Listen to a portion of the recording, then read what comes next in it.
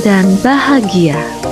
Perkenalkan, saya Indra Wulan, calon guru penggerak Angkatan 10 Provinsi Sulawesi Selatan. Dalam video kali ini, saya akan memaparkan tugas 1.2.f Eksplorasi konsep modul 1.2. Tugas A pada halaman 3, pertanyaan pertama.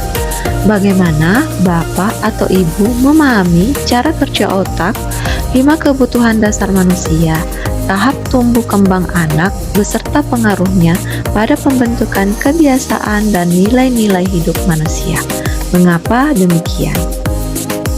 Bagian pertama terkait masalah cara kerja otak manusia, di mana diketahui bahwa otak manusia itu sesungguhnya masih dipengaruhi oleh 4 unsur otak lainnya, yakni otak luhur, otak mamalia, otak primata, dan juga otak reptil atau batang otak.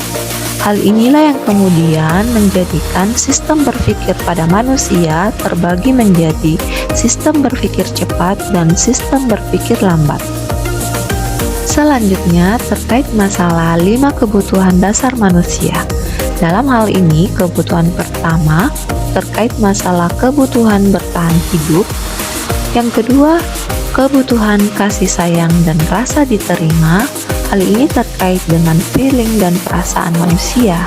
Kemudian yang ketiga, kebutuhan akan kekuasaan terkait masalah segala bentuk pencapaian manusia, kebutuhan kebebasan, dan kebutuhan kesenangan.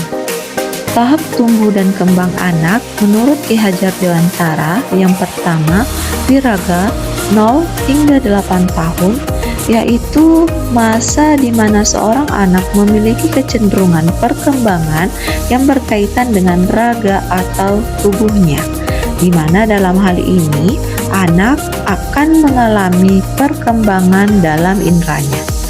Kedua, wiraga wirama 8-16 tahun, di mana dalam hal ini anak sudah mengalami perkembangan fikir dan seirama dengan sesama. Kemudian yang ketiga, wirama 17 hingga 24 tahun, di mana dalam hal ini anak sudah mampu untuk mengelola potensinya menjadi manusia yang merdeka, sehingga tugas guru dalam hal ini adalah sebagai penuntun sehingga anak-anak bisa menemukan jati dirinya masing-masing. Berikut terkait psikososial menurut Erik Erikson, di mana yang pertama, harapan tahap pertama 0 sampai 1,5 tahun, dan dalam hal ini terkait kepercayaan versus ketidakpercayaan. Di tahap kedua, tujuan 1,5 sampai 3 tahun, yakni terkait otonomi versus rendah diri. Di tahap ketiga, usia 3 sampai 5 tahun, yakni terkait inisiatif versus rasa bersalah. Dan yang keempat, 5 sampai 12 tahun, perkembangan anak sudah mencapai produktivitas versus inferioritas. Kemudian tahap kelima, 12 hingga 18 tahun, yakni identitas versus kebingungan peran. Dan yang terakhir di tahap ke-6, 18 hingga 40 tahun, terkait masalah keintiman versus isolasi.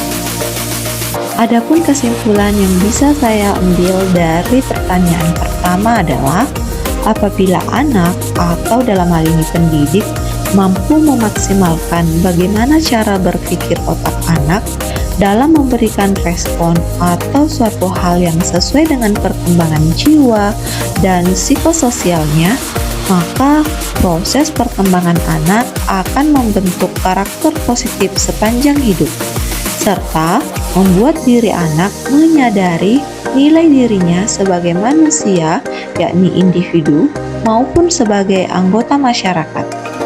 Apabila semua unsur tersebut terwujud, maka anak dapat memiliki nilai-nilai hidup sebagai bekalnya di masa depan dalam mewujudkan dimensi profil pelajar Pancasila.